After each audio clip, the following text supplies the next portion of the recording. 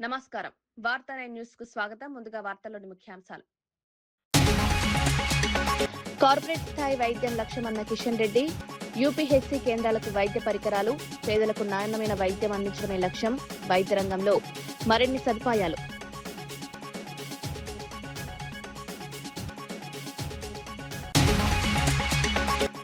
ఇందిరమ్మ ఇళ్ల పనులపై సమీక్ష. లబ్ధిదారులకు నిధుల సకాలంలో అందించాలన్న పొంగులేటి. ఇళ్ల నిర్మాణ పనులు వేగవంతం, పేదలకు ఇల్లు అందించడమే ప్రభుత్వ లక్ష్యం.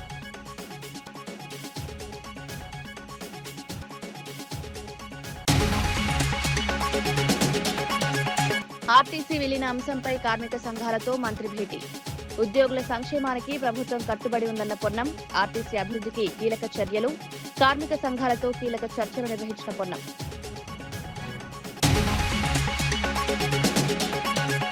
శ్రీవాణి నిధులతో 5,000 ఆలయాల నిర్మాణం. ఆలయాల్లో పారదర్శకతే ప్రభుత్వ లక్ష్యం. అన్ని సేవలు ఆన్లైన్ విధానంలోనే ఉంటాయన్న బుచ్చి. టికెట్ అక్రమాలను సాంకేతికతతో గుర్తించామని వెల్లడి.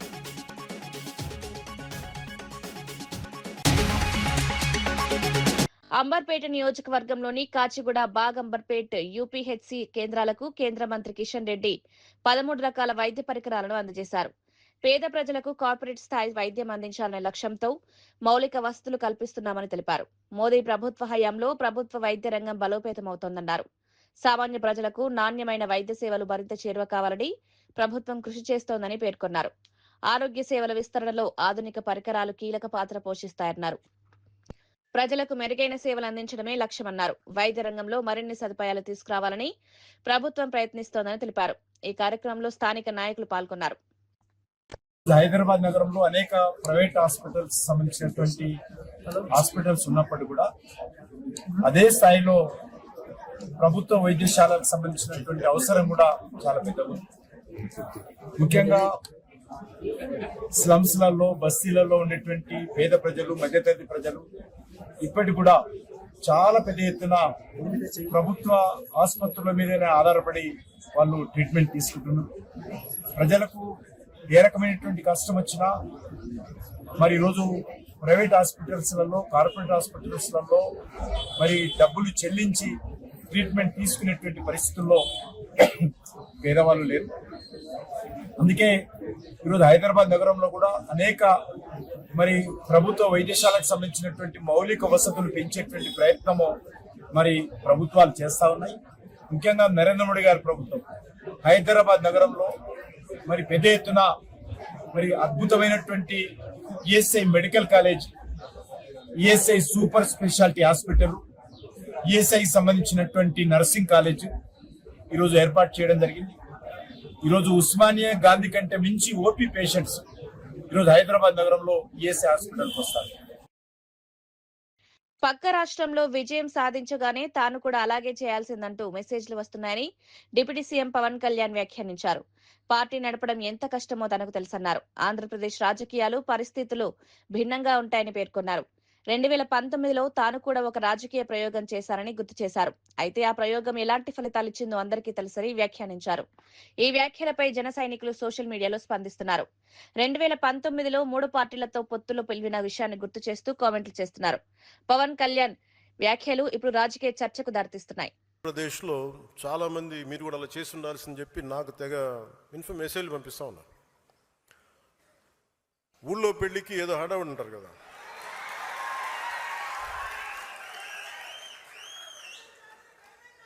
అంటే అంటే ఏంలా ఎలా ఉండదంటే మనకి సందులోనో మన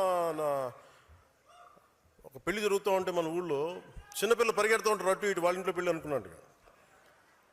అరే ఆంధ్రప్రదేశ్ పరిస్థితులు వేరు.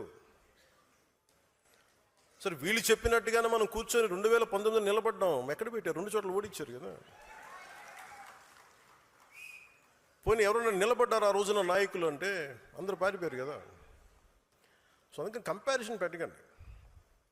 నిజంగా నేను పదవే నాకు ప్రధానం అనుకుంటప్పుడు 2008లోనే యూత్ వింగ్ కాదు ఎంపీగానే పోటీ చేశాను.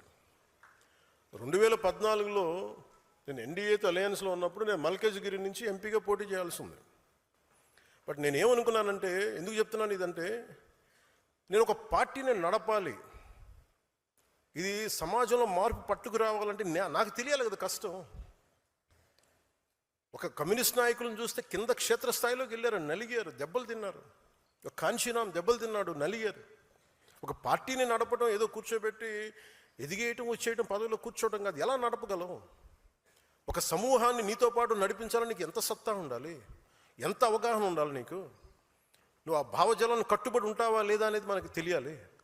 అందుకని ఇవన్నీ నిర్ణయించుకొని ఒక దశాబ్దం నేను నలుగుతానని నిర్ణయించుకున్నాను. అది 2007 నుంచి మొదలుపెట్టిన ప్రయాణం 2014-18 దాకా నడుస్తూనే ఉన్నా. నలిగాను దశాబ్దం. ఆ తర్వాత 2019 చేశాను. ఎంత గెలుస్తానో తెలియదు, ఓడిపోతానో తెలియదు. బట్ అసలు ఐ వాంటెడ్ ఎక్స్పెరిమెంట్. చూద్దాం ఏం జరుగుద్దు. దెబ్బ తినకుండా ఏది రాదు. అదే 2024కి దాని గురించి మళ్ళీ వివరిస్తాను మీకు. అంటే ఇవన్నీ నేను ఒక పార్టీని నడపడానికి ఎంత బలం ఉండాలి, ఎంత భావజాలం ఉండాలి, ఎన్ని కఠినమైన పరిస్థితులు ఎదుర్కొంటే తప్ప నేను నడపలేని పార్టీని. ఈ రోజున అందరూ నన్ను వదిలేసిన నేను పార్టీని చాలా ధైర్యంగా ముందుకు తీసుకెళ్ళగలను. ఆ ధైర్యం నాకు ఈ సుదీర్ఘ పుష్కర కాలం నాకు ప్రయాణం నాకు ఇచ్చింది. పొన్నూరు వైఎస్ఆర్సీపీ ఇన్ఛార్జ్ అంబటి మురళీకృష్ణ టీడీపీ ఎమ్మెల్యే ధూళిపాల నరేంద్రపై తీవ్ర ఆరోపణలు చేశారు. వైఎస్ఆర్సీపీ నాయకులపై ఆరోపణలు చేయాలన్న ప్రయత్నం వికటించిందని వ్యాఖ్యానించారు.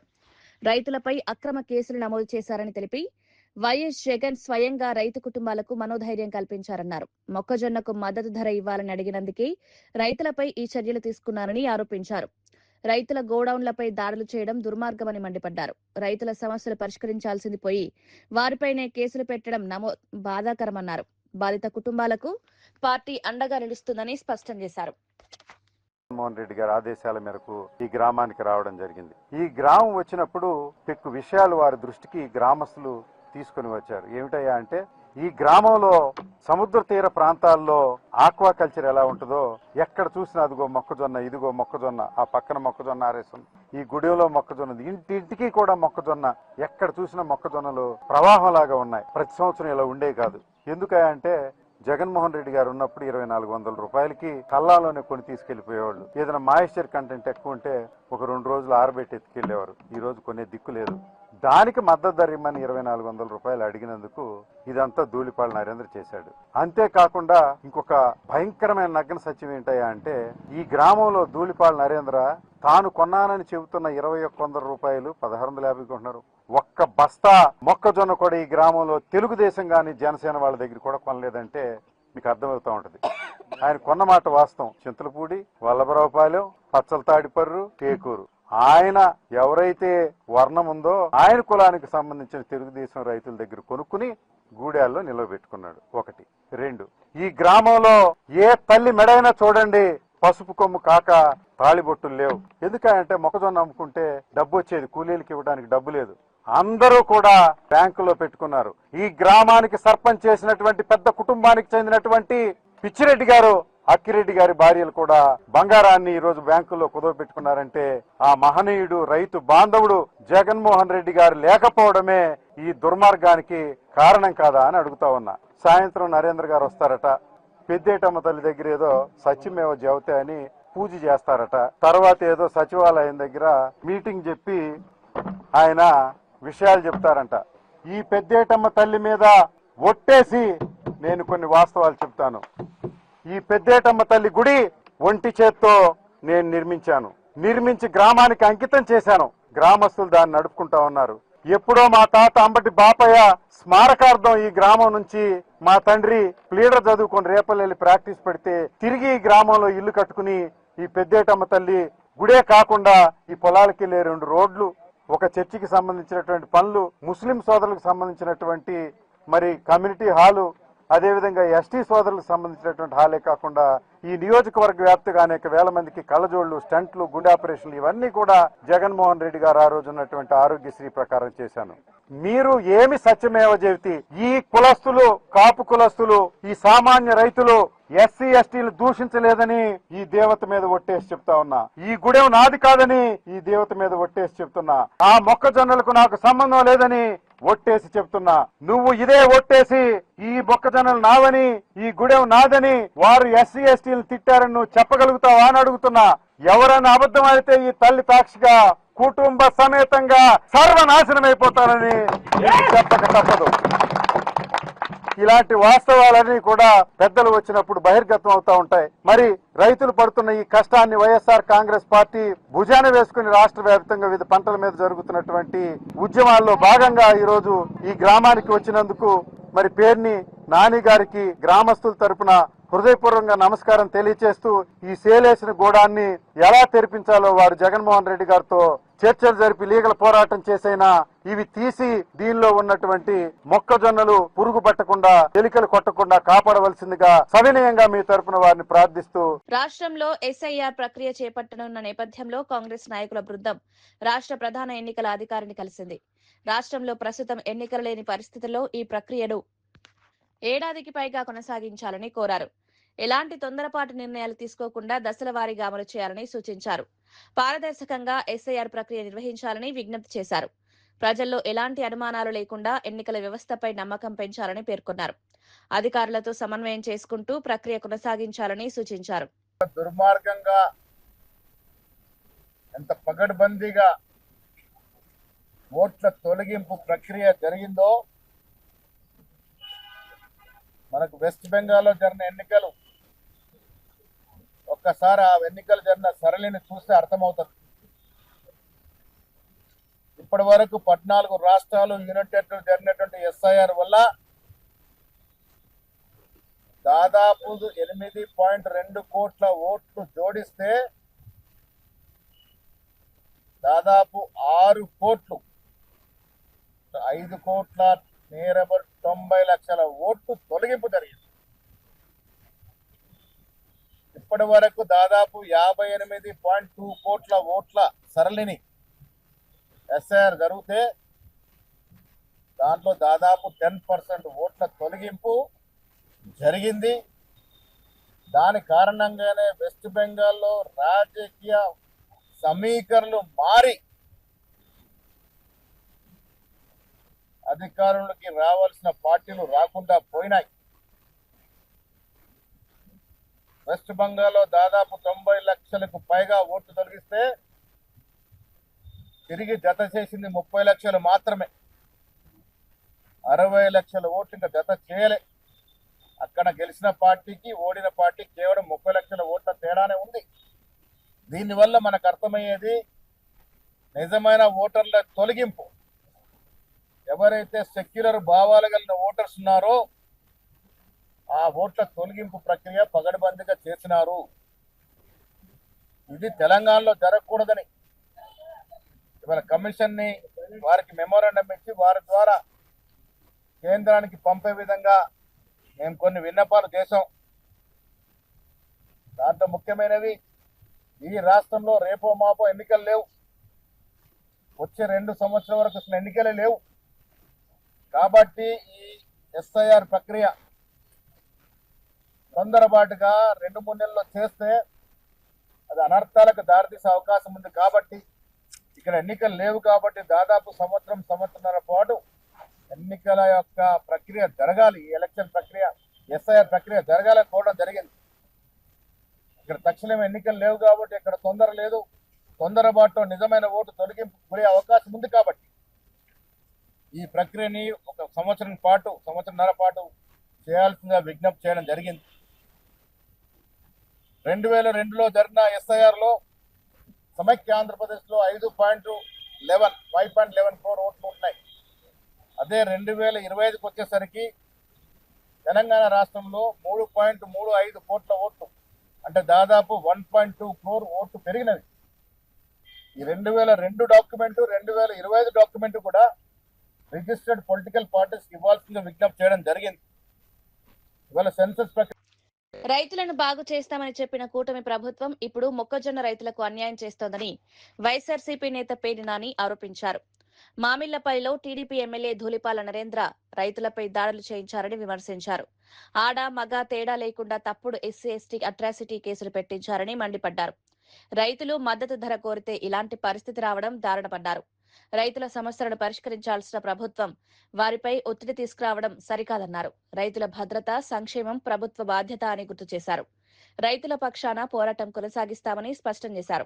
పర్యవసానం ఆడ మగ భార్య భర్త అందరి మీద ఇవాళ కేసులు పెట్టేటువంటి పరిస్థితి.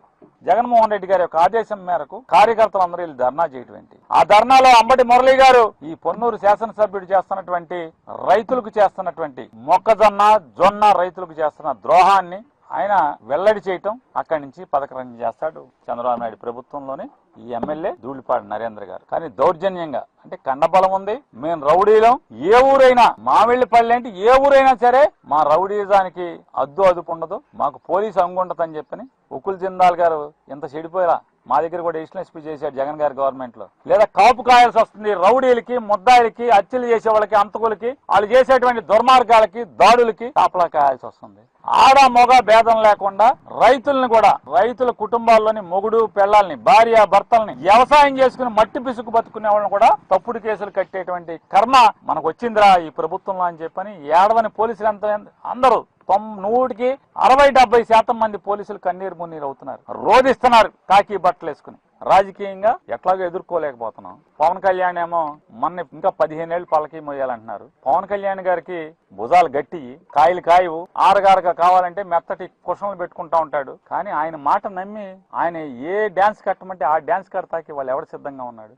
అరే కమ్మోళ్ళ రాజ్యం అయిపోయింది, రెడ్డిల రాజ్యం అయిపోయింది, మనకు కూడా మన కాపులకు కూడా రాజ్యం కావాలని చెప్పని కులాన్ని రెచ్చగొట్టి, మరి నిజంగానే మనోడు ఇన్నాళ్ళకి ఒకడు వచ్చాడు పోటుగాడరా, చంద్రబాబు సగం చేస్తే మనోడు సగం చేస్తాడరా అని చెప్పి నమ్మి వాళ్ళ సైకిల్ని మోస్తే 15 ఏళ్ళు మనం మొయ్యాలి, ఈ సైకిల్ని మొయ్యాల్సిందే అని చెప్పని చెప్తుంటే సో మనకి మెల్లగా జారిపోయే పరిస్థితి ఉంది కాపులు. కాబట్టి మనం మురళిని ఏదో రకంగా దుర్మార్గుడి కింద, దుష్టుడి కింద చిత్రీకరించాలి, తప్పుడు పనులు చేస్తున్నట్టు చిత్రీకరించాలి, దొంగ కేసులు కట్టాలి అని చెప్పని తప్పుడు ఆలోచన. కాకపోతే మొక్కజొన్నతో వ్యాపారం ఎవరికి అవసరం? అంబటి మురళికి అవసరమా? ధూళిపాల నరేంద్రకి అవసరమా?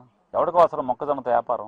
మొక్కజొన్న ఊళ్ళో 1650కి రైతులకు కట్టి 2000 ఎక్కువందేమో నీ జెండా మోసేవాళ్ళు, నీకు ఏజెంట్లుగా నీ ధూళిపాల నరేంద్రని మోసే వాళ్ళకేమో 2001 సంగం డైరీ నుంచి కడతారు. 1650 రూపాయలకి రైతు దగ్గర మొక్కజొన్న కొంటారు. సబ్సిడీ పేరు మీదేమో ఈ పాలు సప్లై చేస్తున్న రైతులందరికీ మొక్కజొన్నతో మేత తయారు చేసి సబ్సిడీ పేరు మీద సంగం డైరీలో రికార్డు రాసుకుని దాన్ని రైతులకు ఇస్తారు. ఏతావాత జొన్నతో లాభాలు తినేది ఎవరు? జొన్నతో బాగా మేస్తున్నది ఎవరు? జొన్న అవసరం ఎవరికి? ఇవాళ చెప్తున్నారు, రైతులు చెప్తున్నారు, వడ్లమూడిలో 1,00,000 టన్ను ఉందండి, 1,00,000 క్వింటాలో 1,00,000 టన్ను ఉందని చెప్తున్నారు. 1,00,000 క్వింటాలా, 1,00,000 బత్తానా, 1,00,000. ఇక్కడున్నది ఎంత? ఇక్కడున్నది ఎంత? ఇది ఎవరిది? రైతులది. ఇది 5వ తారీఖేమో ఈ గోడౌన్ తాళాల బద్దలు కొడతారు దౌర్జన్యంగా. అంటే మీ పెట్రోల్, డీజిల్ ధరల పెంపుపై మంత్రి పొన్నం ప్రభాకర్ కేంద్ర ప్రభుత్వాన్ని ప్రశ్నించారు.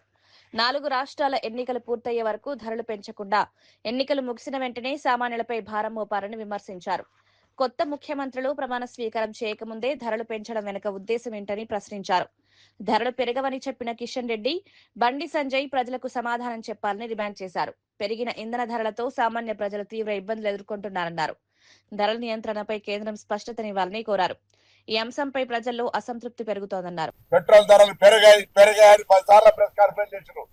ఇవాళ నరేంద్ర మోడీ ప్రభుత్వం పెట్రోల్ ధరలు పెంచింది. మేము యూపీఏ ప్రభుత్వం ఉన్ననాడు ఆయన గుజరాత్ ముఖ్యమంత్రిగా మన్మోహన్ సింగ్ గారి నాయకత్వంలో నయా పైస పెరిగితే ఏం జరుగుతుంది దేశంలో అని చెప్పే విధంగా మరి అపహాస్యం చేసే విధంగా వ్యవహరిస్తూ ఉండే. 3 రోజుల హైదరాబాద్ పర్యటన నుంచి దేశ ప్రజలందరికీ డీజిల్ పెట్రోల్ తక్కువ వాడండి, నూనె తక్కువ తాగండి, బంగారం కొనొద్దంటే అప్పుడే అనుమానం వచ్చింది తప్పకుండా రేపు పొద్దున నడ్డు విలువ పోతా ఉన్నాడని. ఇవాళ మనిషి అబద్ధాలు, దురదృష్టకరమైనటువంటి మోసకారిగా ప్రజల జేబులను, ఎందుకంటే 6 నెలల స్టాక్ ఉందని చెప్పినారు, ఇవాళ యుద్ధం కారణం చూపెట్టే ప్రయత్నం చేస్తారు. యుద్ధం ఇవాళ రాలే.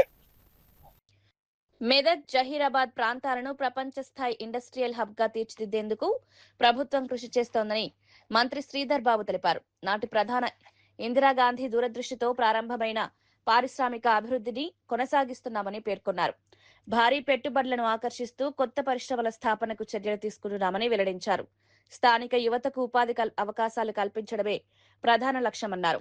పరిశ్రమల ద్వారా ప్రాంతీయ అభివృద్ధి వేగవంతమవుతుందని అభిప్రాయపడ్డారు. మౌలిక సదుపాయాల కల్పనకు కూడా ప్రభుత్వం ప్రత్యేక ప్రణాళికతో ముందుకు సాగుతోందన్నారు. పరిశ్రమల అభివృద్ధి రాష్ట్ర ఆర్థిక పురోగతికి దోహదపడుతుందని పేర్కొన్నారు. ఈ ప్రకటనతో మెదక్ ప్రాంతంలో ఆశలు పెరిగాయి. పెట్టుబడిదారుల దృష్టి కూడా ఈ ప్రాంతంపై పడుతోంది. యావత్ ప్రాంతానికి సంబంధించి ఇక్కడ పరిశ్రమల గురించి కాదు, పరిశ్రమ ఏర్పాటు చేస్తే పెట్టుబడులు వస్తే ఈ ప్రాంతవాసులకు ఉపాధి దొరుకుతుందనే ఒక గొప్ప ఆలోచనతో పరిశ్రమలు ఇక్కడ తీసుకురావడానికి అహర్నిశలు కృషి చేస్తూ ఉన్నారు. ఆ సందర్భంలో దానికి పూర్తి స్థాయిలో సహకరిస్తూ ఉన్న మరి ప్రాంతానికి సంబంధించిన శాసనసభ్యులు, అదేవిధంగా పార్లమెంట్ సభ్యులు రఘునందన్ రావు గారు కానీ, షెట్కార్ గారు కానీ, కేంద్ర ప్రభుత్వం మరి నిమ్స్ మ్యానుఫ్యాక్చరింగ్ జోన్ను తీసుకురావాలంటే జైరాబాద్లో ఈ ప్రాంతాన్ని గుర్తించి పెద్ద ఎత్తున మొన్న ప్రధానమంత్రి గారి చేతుల మీదుగా, గౌరవ ముఖ్యమంత్రి గారి చేతుల మీదుగా రాబోయే కాలంలో ఈ ప్రాంతం అంతా కూడా పారిశ్రామిక పెద్ద కారిడార్గా దేశవ్యాప్తంగానే ప్రపంచవ్యాప్తంగానే ఒక ఇంటర్నేషనల్ కారిడార్గా అంతర్జాతీయ స్థాయిలో ఒక ఇండస్ట్రియల్ కారిడార్కి ఏర్పాటు చేయడానికి మనం ముందడుగులు వేస్తూ ఉన్నాం. ఆ కార్యాచరణ భాగంలోనే సహకరిస్తూ ఉన్న ఎంపీ గారికి కానీ, సహకరిస్తూ ఉన్న జహీరాబాద్ ఎంపీ గారికి కానీ, అదేవిధంగా ఎమ్మెల్సీ గారికి కానీ, ఎమ్మెల్యేస్ కానీ పూర్తి స్థాయిగా మేము రాష్ట్ర ప్రభుత్వం తరఫున హృదయపూర్వకంగా కృతజ్ఞతలు. శ్రీవాణి ట్రస్ట్ ద్వారా సేకరించిన నిధులతో రాష్ట్ర వ్యాప్తంగా ఎస్సీ, బీసీ కాలనీల్లో 5,000 ఆలయాలు నిర్మించాలని కూటమి ప్రభుత్వం నిర్ణయించినట్లు టీడీపీ నేత బుచ్చి రాంప్రసాద్ తెలిపారు. గత ప్రభుత్వ హయాంలో జరిగిన టికెట్ అక్రమాలను సాంకేతికతతో గుర్తించినట్లు వెల్లడించారు. ఇకపై అన్ని సేవలు పూర్తిగా ఆన్లైన్ విధానంలో నిర్వహిస్తామని స్పష్టం చేశారు. భక్తుల మనోభావాలకు ప్రభుత్వం అత్యంత ప్రాధాన్యతనిస్తోందన్నారు. ఆలయ వ్యవస్థలో పారదర్శకత తీసుకురావడమే లక్ష్యమని పేర్కొన్నారు. గతంలో జరిగిన లోపాలను సరిదిద్దే దిశగా చర్యలు తీసుకుంటున్నామని తెలిపారు. భక్తులకు ఇబ్బందులు లేకుండా వ్యవస్థలను ప్రక్షాళన చేస్తున్నామని వెల్లడించారు. మేము చేసిన విధానం ఏంటి? కూటమి ప్రభుత్వం నారా చంద్రబాబు నాయుడు గారి నాయకత్వంలో తెలుగుదేశం పార్టీ అధికారంలోకి రాగానే కూటమి ప్రభుత్వం చేసింది ఒకటే కార్యక్రమం. ఆ కార్యక్రమం ఏంటి? శ్రీవాణి ట్రస్ట్ టికెట్లని ఆన్లైన్లో అమ్మకాలకు పెట్టాం. ఆన్లైన్లోనే తీసుకోవాలని చెప్పి శ్రీవాణి ట్రస్ట్ టికెట్లు పెట్టింది తెలుగుదేశం పార్టీ, కూటమి ప్రభుత్వం. అవునా కాదా? ఇది కూడా ఈ విధంగా చేస్తూ దీనిలో మేము చేస్తున్నప్పుడు టెక్నాలజీని ఉపయోగించి వాళ్ళు కొన్ని పద్ధతుల ద్వారా ఒకే నెంబర్ నుంచి కొన్ని టికెట్లు డైలీ బుక్ చేశారు. ఇది పట్టుకుందెవరు? మేమే కదా, మేమే పట్టుకున్నాం కదా. అంటే ఒకటి మీకు నేను చెప్తా, మీరు ఏ వ్యవస్థనైనా దుర్వినియోగం చేయడానికి ముందుంటారు. మీరు తయారు చేసిన పందికొక్కులు ముందుంటాయి. ఆ పందుకొక్కుల్ని పట్టుకొని వాటిని బంధించి ఒక చోట కూర్చోపెట్టే కార్యక్రమమే మేము చేస్తున్నాం. పట్టుకుంది మేమే, కనిపెట్టింది మేమే, ఆపింది కూడా మేమే. మీరు కాదు, ఈ మూడు చేసింది కాదు, మీరు కాదు. కనిపెట్టాం మేమే, అదేవిధంగా పట్టుకున్నాం మేమే, ఆపాం మేమే. అవన్నీ జరుగుతున్నాయని చెప్పాం. అందుకని ఇంకా పటిష్టంగా ఏ విధంగా చెయ్యాలి అని చెప్పి ఆలోచన చేస్తుంది కూటమి ప్రభుత్వం, చంద్రబాబు గారి నాయకత్వం. ఇంకో విషయం మీకు నేను చెప్తా. ఇవాళ హైదరాబాద్ మినిస్టర్ క్వార్టర్స్ లో మంత్రి పొన్నం ప్రభాకర్ తో ఆర్టీసీ కార్మిక సంఘాల ప్రతినిధులు సమావేశమయ్యారు. ఈ సమావేశంలో ఆర్టీసీని ప్రభుత్వంలో విలీనం చేసే అంశంపై ప్రధానంగా చర్చించారు. కార్మికుల సమస్యలు, సంఘాల ఎన్నికలు, సంస్థ అభివృద్ధికి తీసుకోవాల్సిన చర్యలపై మంత్రికి వివరించారు. ఉద్యోగుల సంక్షేమం కోసం ప్రభుత్వం కట్టుబడి ఉందని మంత్రి భరోసా ఇచ్చారు. కార్మికుల సమస్యల పరిష్కారానికి ప్రభుత్వం సానుకూలంగా స్పందిస్తుందని పేర్కొన్నారు. సంస్థ బలోపేతానికి అవసరమైన చర్యలు చేపడతామని తెలిపారు. ఉద్యోగుల సహకారంతో ఆర్టీసీ అభివృద్ధి సాధ్యమని అభిప్రాయపడ్డారు. ఈ సమావేశంపై కార్మిక సంఘాలు కూడా ఆశాభావం వ్యక్తం చేశాయి. త్వరలో కీలక నిర్ణయాలు వచ్చే అవకాశం ఉందన్న చర్చ జరుగుతోంది.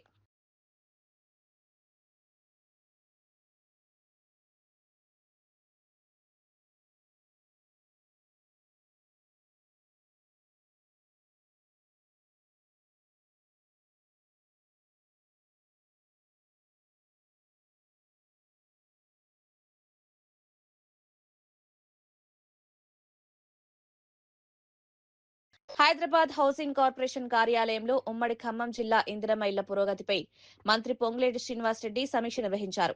ఎంపీ బలరాం నాయక్ ఎమ్మెల్యేలతో కలిసి నిర్మాణ పనుల పురోగతిపై చర్చించారు. లబ్ధిదారులకు నిధులు సహకారంలో అందించేలా చూడాలని అధికారులకు సూచించారు. రెవెన్యూ అధికారులతో సమన్వయం చేసుకుంటూ పనులను వేగవంతం చేయాలని ఆదేశించారు. ఇళ్ల నిర్మాణాల్లో ఎలాంటి ఆలస్యం చేయకుండా చర్యలు తీసుకోవాలని స్పష్టం చేశారు. పేదలకు ఇల్లు అందించడమే ప్రభుత్వ లక్ష్యమన్నారు. పనుల నాణ్యతపై కూడా ప్రత్యేక దృష్టి పెట్టాలని సూచించారు. త్వరగా నిర్మాణాలు పూర్తి చేయాలని అధికారులను ఆదేశించారు.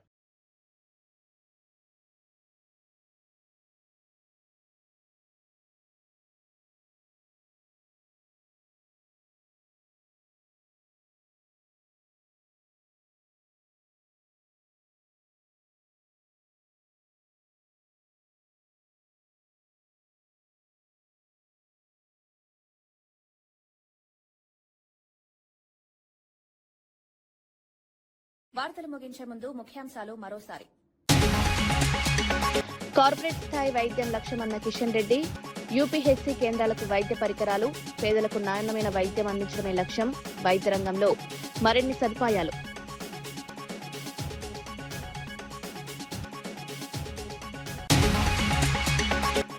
ఇందిరమ్మ ఇళ్ల పనులపై సమీక్ష. లబ్ధిదారులకు నిధుల సకాలంలో అందించాలన్న పొంగులేటి. ఇళ్ల నిర్మాణ పనులు వేగవంతం, పేదలకు ఇల్లు అందించడమే ప్రభుత్వ లక్ష్యం.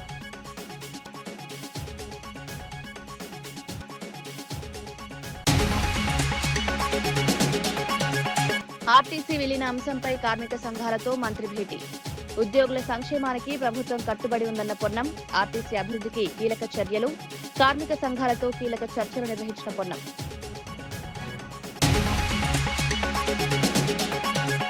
శ్రీవాణి నిధులతో 5,000 ఆలయాల నిర్మాణం. ఆలయాల్లో పారదర్శకతే ప్రభుత్వ లక్ష్యం.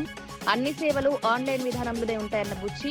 టికెట్ అక్రమాలను సాంకేతికతతో గుర్తించామని వెల్లడి.